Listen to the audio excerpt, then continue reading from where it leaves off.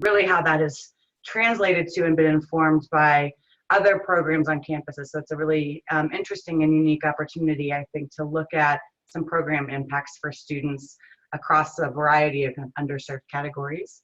I'm going to let Katie begin, but my name is Stephanie Schooley. I'm the Executive Director of Campus Compact of the Mountain West. And I'm Katie Coyne-Hesselink, the Director of Member Services for Campus Compact of the Mountain West, and I oversee the programs in our Second Mission initiative. So you'll be hearing a lot from Katie today because she is the expert on all things Second Mission, and we'll spend a bit of time in the beginning talking about kind of the evolution of some of the programs that we have implemented that are focused on student veterans, how they came about, and how as we move forward, how they kind of changed over time. So just to go through, well, we did our introductions. Katie's going to talk about kind of who serves, how we got into the veteran space. We'll look at some of that program development through partnerships, specifically the Second Mission Initiative, which stands for Service, Education, and Careers. And then we'll kind of shift a little bit and talk about some of the adaptation, both of veteran serving programs or veteran focused programs to other student demographics and vice versa, and how that really plays into some of the access and equity initiatives that are really a foundation for Campus Compact programs across the country. And we'll end with some questions and answers. So please feel free, if you are familiar with Zoom or are not, there are a couple of different ways that you can interact as we talk through the webinar today. So there's a chat box. So if there's something that occurs to you, a program model you want to share, link to a website you find to be on point or you want to share with other participants, feel free to put it in the chat box. There's also a Q&A button at the end of the webinar. When we have the question and answers, it really is intended, even though you're on listen only mode, so it seems disingenuous, but it is intended to be a conversation, and hopefully we'll be able to respond to anything that you put in that box. So use those freely. And last note is that this webinar is being recorded. So once we have the finished recording, the folks at California Campus Compact will send out the link to the recording along with the slides for today. So you'll have access to all of the embedded links that are in the handout. All right. Cool. Well, we wanted to begin by framing this conversation in terms of who the student veteran population is. And we're just going to share some national statistics with you to give you an idea of the populations that we work with. And these numbers are not terribly different than they are here in Colorado. So it'll give you an idea of who we're working with here. So first of all, the preponderance of student veterans in college will be the first in their families to graduate from college. It's a large first generation population. Over half are married or have been divorced. Over half have a disability, most of those related to their service. And the great majority of those folks report that disability, most commonly post-traumatic stress or traumatic brain injury, cause stress in their academic experience and in their transition into the college environment and learning how to be in school. Almost half are working full or part-time while they're in school. So you'll see too, I mean, there are a lot of just overlaps with the non-traditional adult student population. Almost half have children. 43% of veterans attend community college. So that's a large number there as well. 30% are persons of color.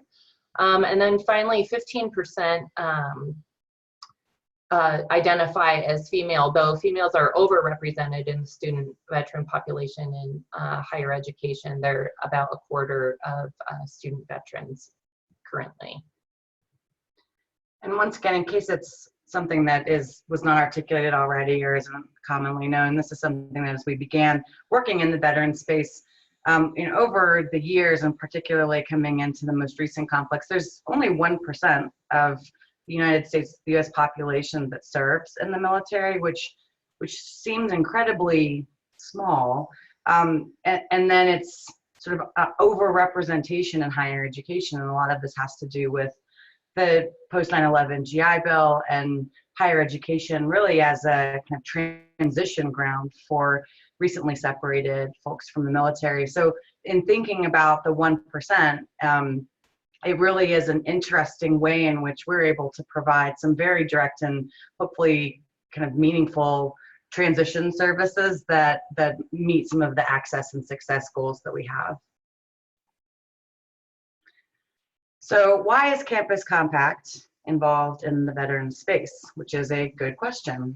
There were a few things, and this really came about in a very organic way, which tends to happen in this office if you've ever worked with Katie and I before, but really began in the 2013, around that time frame. And there were a couple of things that happened during that time that began this conversation. And the reason we're going through some of these points is not because this is a suggested pathway to program development, but I think it does shed some light on, number one, other folks who have initiatives or programs that are ongoing that may be potential partners if you're thinking about program development in this space. And also that this is a sort of circular model of program development, that as we went deeper into some conversations, or we would have some experiences with certain program models, we would figure out, okay, this works, this does not work, or does not work for the folks that we are partnering with.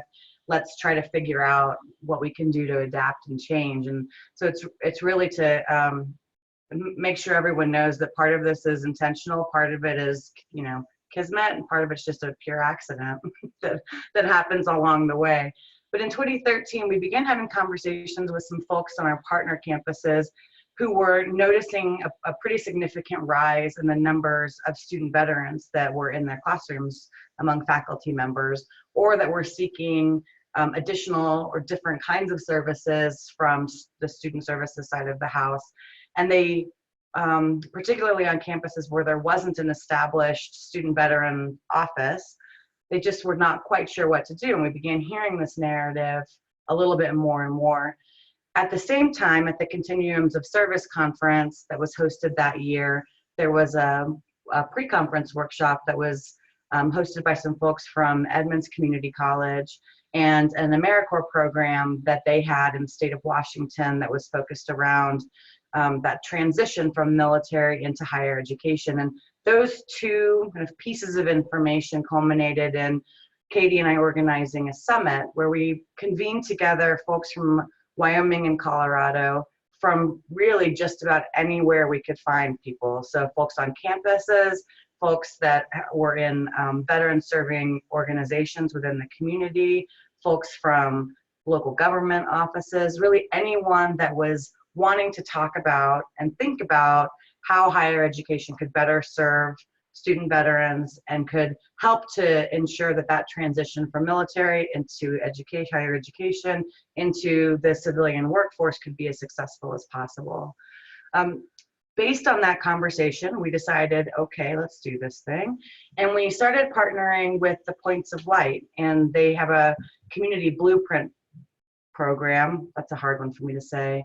And an AmeriCorps component of that that's called the Veteran Leader Corps program. So we became a site essentially for Veteran Leader Corps and placed how many VLC members? Around 12. Oh, I was gonna say 6. Let's say 12, shall we? I don't ever have the whole information. Around 12 AmeriCorps members in higher ed institutions to begin working on some of the priorities of the community blueprint. That felt pretty good, but not quite right. And so over the next year, we partnered with the Mission Continues and had Mission Continues fellows that we would engage both in our office and at our member campuses. We looked into the sort of veteran arts space and partnered with an organization called the Tutoring Project. And all of those partnerships led us to create the Second Mission AmeriCorps Vista program, which Katie's going to talk about in greater depth. But essentially what it allowed us, our sort of, I don't want to say dabbling because they were meaningful partnerships, but that journey allowed us to really hone in on the components of Second Mission that seemed to be the biggest priorities and the biggest gaps that our mission, so engaging in kind of civic renewal and community service would be able to address. Great. So I'm going to talk at more length now about the second mission initiative. Again, service, education, careers is the big SEC. So the current iteration of second mission revolves around our VISTA program, which for those of you who are not familiar with VISTA, it's a national service program. It stands for Volunteers in Service to America. And the role of VISTA members is to build the capacity of the organizations with which they serve to prevent or eradicate poverty. So in this regard, what our program does is it works primarily with veteran serving offices on campus, or they serve independently because campuses don't quite have that structure yet, to do needs assessments, to build programs, assess those programs, and then hopefully leave something sustainable in their wake that helps serve student veterans for the foreseeable future. So our real aim here is to not to prevent access, to promote access and persistence in higher education. So our VISTAs often work on initiatives that bring students in. So we've had, for instance, partnerships in the past with Veterans Upward Bound, providing free remedial education to veterans as they work to transition into school. We've done a lot of work around peer-to-peer mentoring, faculty staff training, and I'll talk more about the specifics of those here in a minute.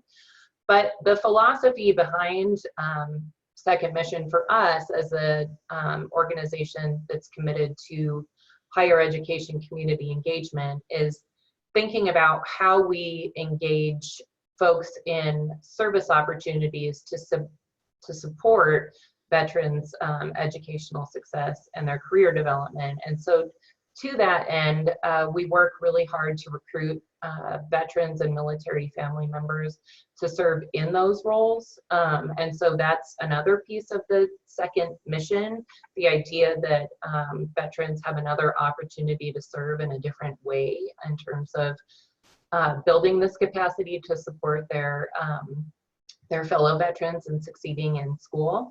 So in any given year, I would say probably 75 to 85% of our VISTAs are student veterans or military family members. And really, the military family members, it's usually maybe 10%. So the vast majority are veterans from all conflicts. I mean, we've had veterans from the Vietnam War up to the most recent wars in Iraq and Afghanistan serve in these roles. The guiding keystone for our program is the 8 keys for student veteran success. And so I'll talk here about some of our accomplishments in this regard. For those of you who may not be familiar with the 8 keys, they're here in this little wheel that you may not be able to read very well. But these were co-developed at the federal level between the Department of Veterans Affairs, Education, Labor, and Defense. And these are best practices that they've identified that support student veterans' persistence in and graduation from higher education institutions. So while these aren't required of veteran serving offices, they're strongly encouraged to develop these practices. And back when we started this program, we're now in our 4th year of programming. A lot of our partners had not yet implemented these 8 keys, maybe 1 or 2, but certainly not all 8. So if you look here at the top of our graphic, it'll tell you what's happened with our campus partners during the time that we've worked with them through VISTA. So one of the 8 keys is to have a comprehensive sort of one-stop shop for student veterans where they can get their GI Bill stuff certified, they can make payments, they can meet with advisors, etc. I mean, and usually then there's generally a social space included in that where veterans can hang out with folks who've been through similar experiences in the midst of everything that's going on campus. And so in our tenure, 44 veteran centers have been opened, and then several others, vistas, have been placed in existing structures.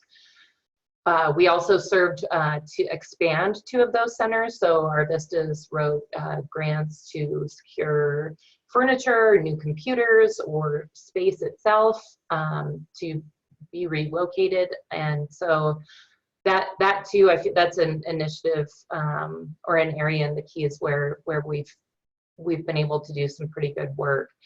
Another key is providing training to faculty and staff on institutions on how to work with student veterans, cultural competence training, so how to understand certain behaviors in the classroom, if veterans are sitting in the back of the room, why that may be, how to facilitate maybe some challenging political conversations, how to refer folks to resources if they're having mental health issues. And so with our vistas, we've had 6 of those programs developed over time, and we'll look at one of those here in a few minutes. But during this time also, this is from just our 16-17 years, so this is a 1-year snapshot, 135 faculty and staff were trained in veterans cultural competence as a result of our programs.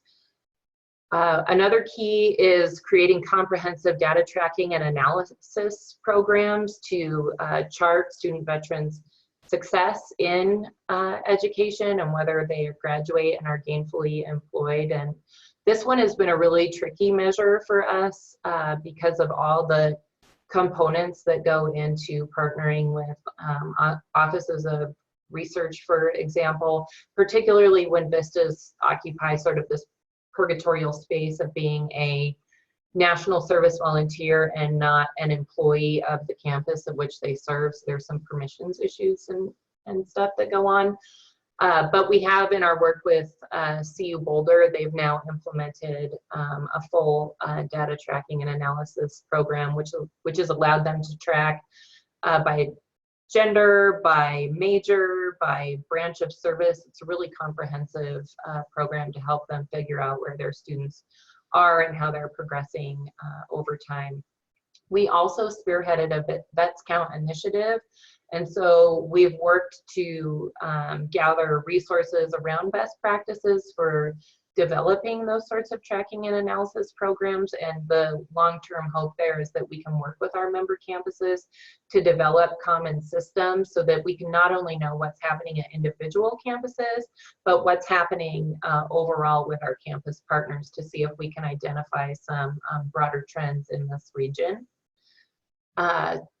Veterans orientations are another key in the wheel, and in this regard, because veterans are a unique population and they're coming not just from diverse backgrounds in and of themselves, as we saw in those demographics, but the fact that they're generally coming straight from the military into school from a really structured, rigid environment that's super rule governed and folks know how to follow certain steps, to what it's like to navigate a campus environment that can be, as I think most of us know, a lot more chaotic and unstructured and highly bureaucratic in some frustrating ways.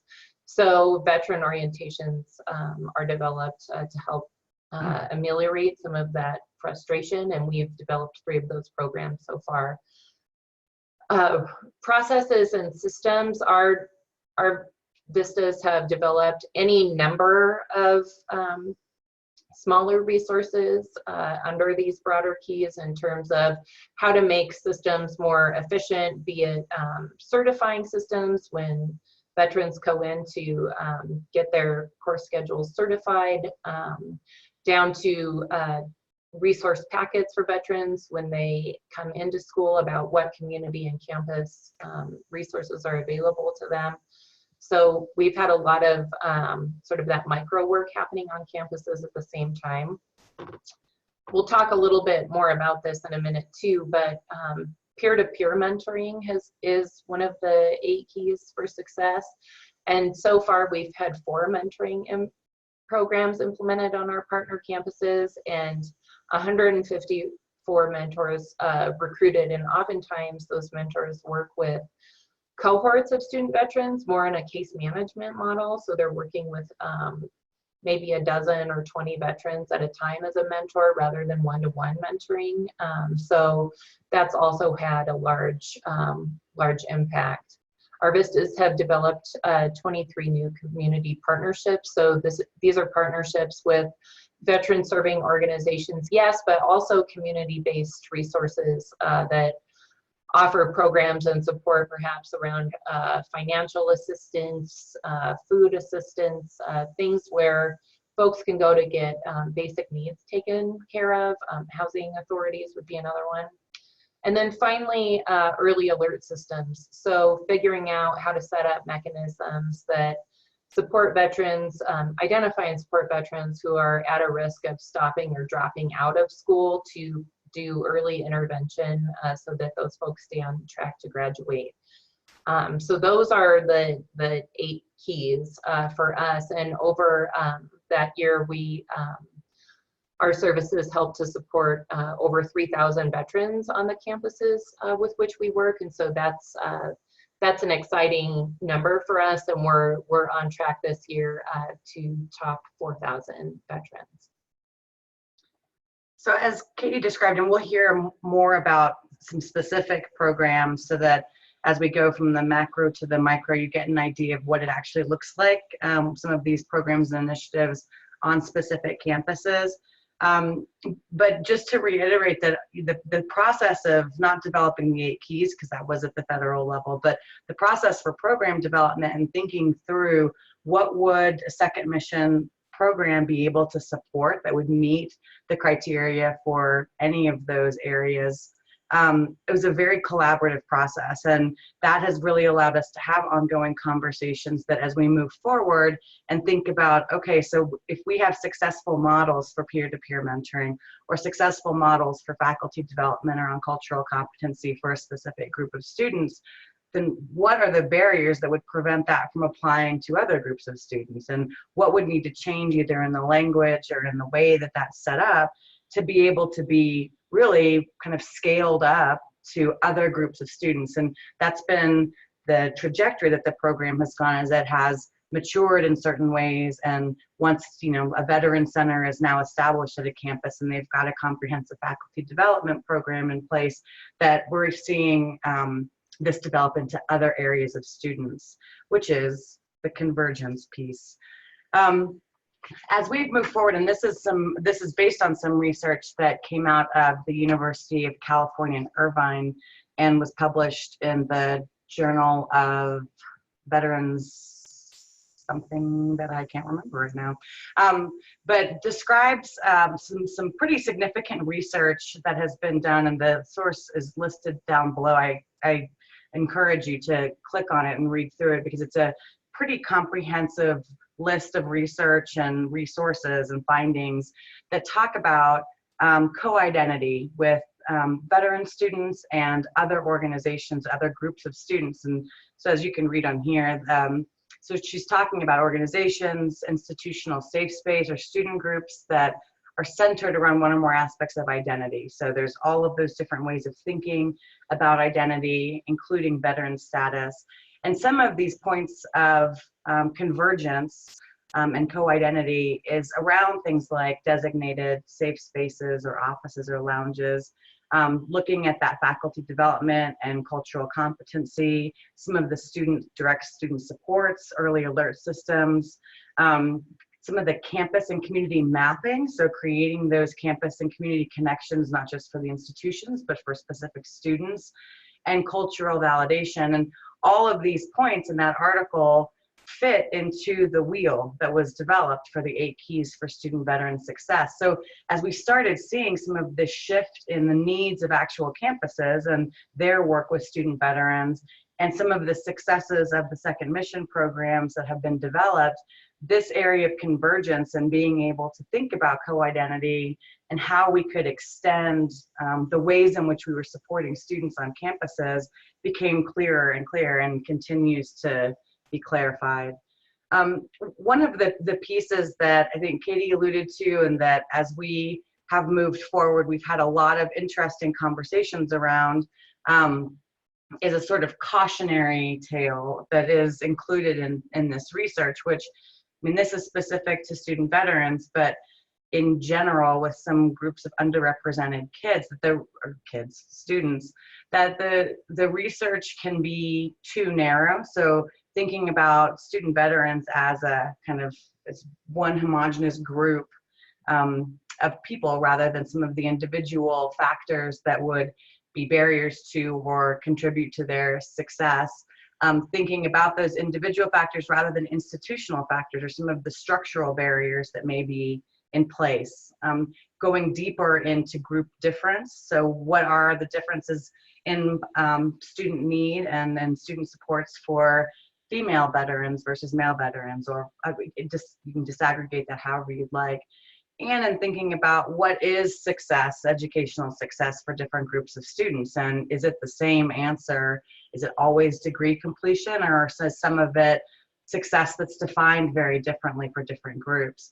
And so this is something that we've been thinking about and trying to work through as we continue to mature the program, is to think about how we can go deeper into some of the, for example, structural issues or institutional barriers that may be in place for student veterans and other groups of students, and how we can make sure that as we think about development of programs for student veterans, that it continues to be a conversation around what that success looks like.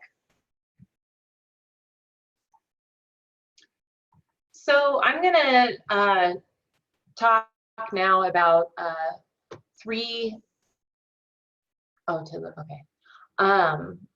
about three examples of co-identity initiatives that have emerged on our partner campuses. So I'm going to talk first about the University of Wyoming and their Green Zone faculty and staff development program. I'll talk then about the University of Colorado, Colorado Springs and their Veterans Tutoring program. And then finally, we'll look at Naropa University and a partnership that they've developed with the U.S. Air Force Academy on an inclusion project that's centered on mindfulness practice.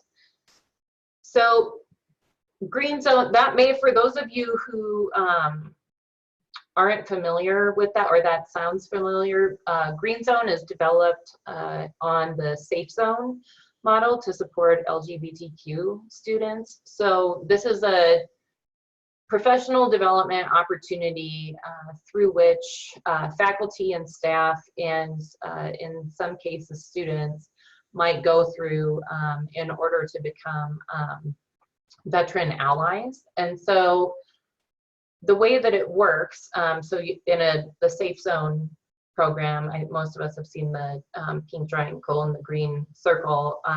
Faculty and staff go through this training in order to learn more about veterans' culture, needs of that community on campus. And once they move through this process, they receive a placard, as you see here for you, Deb, that they can put on their office door or their office window that signifies that they are someone that a veteran can go to if they're having an issue.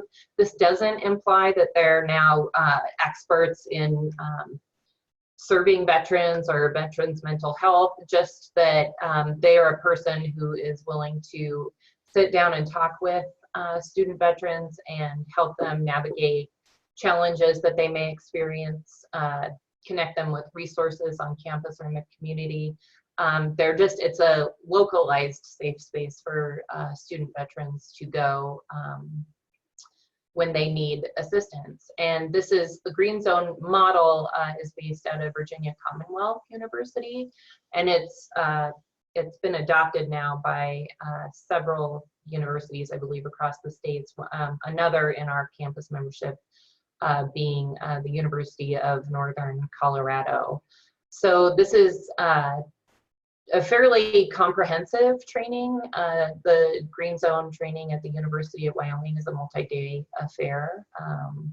And people can be retrained, do refresher courses, etc., to keep them up to speed on what's happening in veterans culture and how they can be of service to those students. So next, I want to just highlight the Veterans Tutoring Program at Uccs. And this is a program that was developed by our AmeriCorps Vista member there, Astrid Monar. And so the research tells us that students in traditionally marginalized or historically marginalized populations often fare better when they're mentored or tutored by someone who's experienced that same issue. And so what Astrid has done at UCCS is create a tutoring program right now that focuses on core skills. So math, writing, and science. These are the identified issues where veterans usually in their first and second year are struggling because these are core courses that folks are taking. So each of these folks, the top two here, Greg and Heather, are veterans themselves who specialize in math and writing. And then Tommaso is a military family member who specializes in science, and they offer tutoring right in the Veteran Center, so student veterans don't have to go find where the tutoring program is on campus. They can come right to that space that they're familiar with and engage in tutoring sessions with those folks. I should also say that augmenting this at UCCS is a peer mentorship program as well. And that's more of that case management model that I mentioned. It's a PAVE program where mentors serve larger numbers of student veterans all at one time. And then also that this is further augmented by a transitions GPS course. So all freshmen at UCCS are required to take this basically how do you do college course. But there is a course specifically for student veterans on transitioning into higher education to help them navigate the structures they might encounter, what a class load looks like. It's there to set them up for success. So between these three initiatives, among others, there's a holistic support system there for veterans who are new on campus and learning to acclimate to campus culture and how one does college work.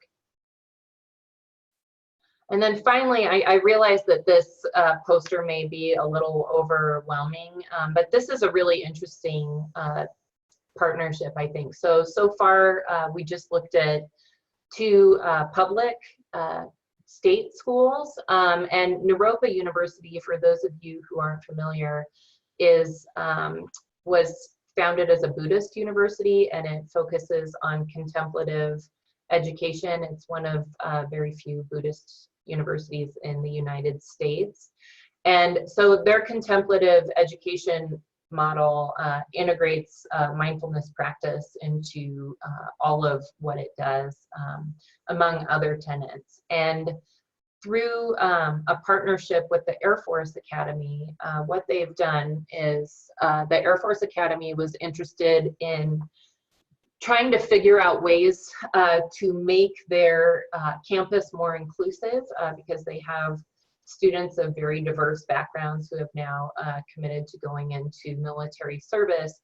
And so they were looking for strategies to work with their students to bring them closer together, create more cohesion in the group, and allow them to work through difficult conversations, challenge stereotypes that may exist, etc. And so they reached out to Naropa University, and our AmeriCorps Vista member there at that time, Dennis Kier, worked with them to develop a mindfulness program with their students that addresses mindful teaching and learning practices to help support those students both in real time in their class experience, how to have mindful conversations, how to engage mindful listening, all with this hope that that would help ameliorate some of the tensions maybe around diversity inclusion at that institution.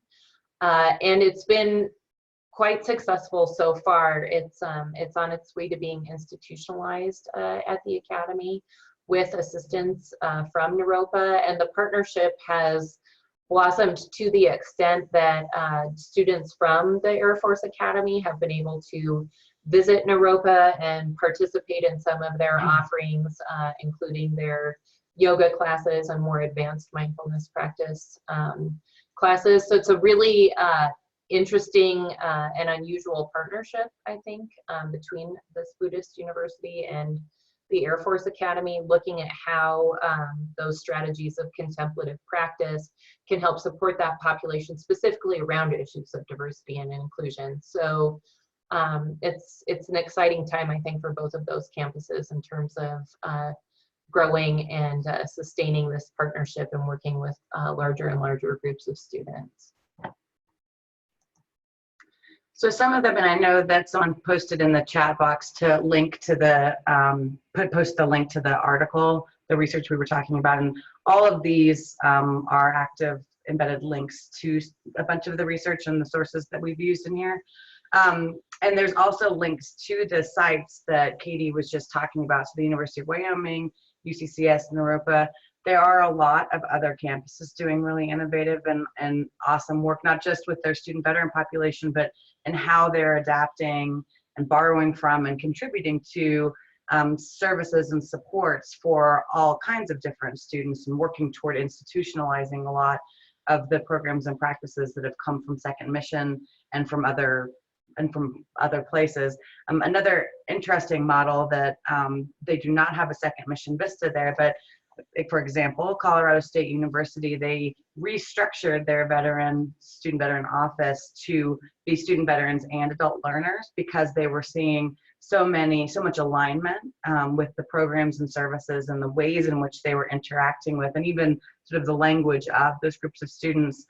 So now all of those programs are co-located with one another.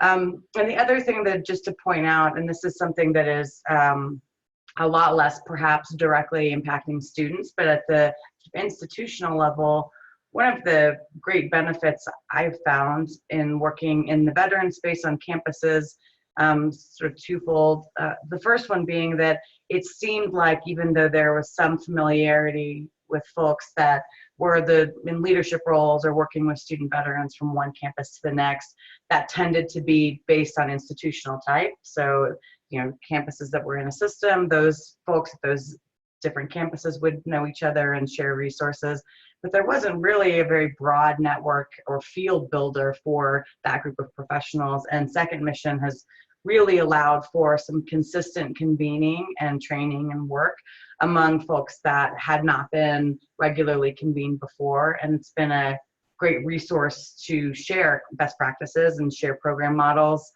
across the region. Honestly, someone will come in and say, that's an awesome program, boots to suits, we're going to take it.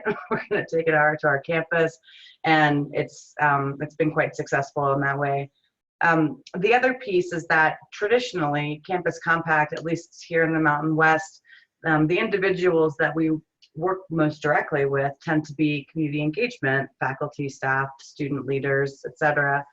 And through work in this program and in this space, it's allowed for a sort of an expanded conversation around what community engagement looks like, who is sort of benefits from and is able to participate, and the connections between faculty and staff and other professionals on campus that are engaged in all kinds of different work. So the field building aspect of the program has been significant, I think. You can't click on the links in slide format. All right, we're going to be sending them out. Let me see if I can click on them so you can see them while they're on here. And let me know if that comes up or if you can't see it. So this is the one I was mentioning before from the University of California, Irvine, and through the Journal of Veterans Studies. And so this has, it's really a literature review that goes through, you know, the last couple of decades and more current research around some of this co-identity work and adaptation of programs and services, how we're supporting student veterans in their transition to higher education. This has been a huge resource, I think, moving forward, and is one of the newer articles that's out there because some of it's a little bit dated. This article here, may not be able to, I've exceeded my daily allowance. It's terrible. It's like my vitamins. You'll be able to do it because none of you have exceeded your daily allowance. But anyways, and then it goes through the 8 keys and all of the other resources, or you'll be able to have that once we send you the PowerPoint. Right. Yes, that's what I was gonna make mention of, is that you'll have the PowerPoint at your disposal so that you have all of these links live for you. Yeah.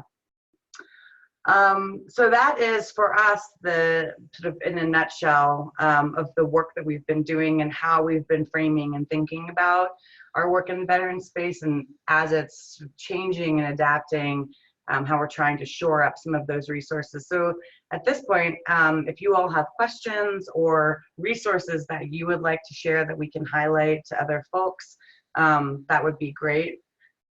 Otherwise, you're always welcome to get in touch with me, though that's less helpful than if you just get in touch with Katie, because she knows more than I do, particularly about second mission. And if you're interested in either some of the specific components or pieces of programming that individual institutions have come up with and put forward, or in the program model as a whole for multiple campuses or as a sort of suite of programs, we are always happy to share expertise, and any of the stuff that we had to slog through, you can just take it and run with it, which would be great. So let's look. Oh, okay, great, thank you. I'm like, that's not something we can respond to except to say, I blush. Other questions that folks have or thoughts about some of this adaptation, different examples that you may have seen or that are happening at your institution that you would like to share either in the chat or in the Q&A. And just know that this is being recorded, as I mentioned before. I know there were some folks that were not able to be on the webinar, but they wanted the information. So feel free, once the folks at California Campus Compact send it out, feel free to distribute it to folks that you think may be interested in seeing it. If it's helpful, great. If not, oh well. All right, I think that silence means nothing. So we will put our, let me see if Katie can come up here and do this, our email addresses into the chat box so that everyone can get in touch with us, and it'll be part of this permanent record of webinaring. And yeah, and feel free to get in touch at any time. It's just having to lean over, so it's a little awkward. Yes.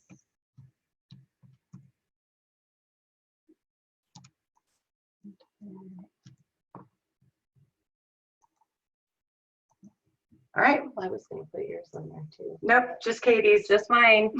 That was such a coup on my part. All right. Thank you. Thank you.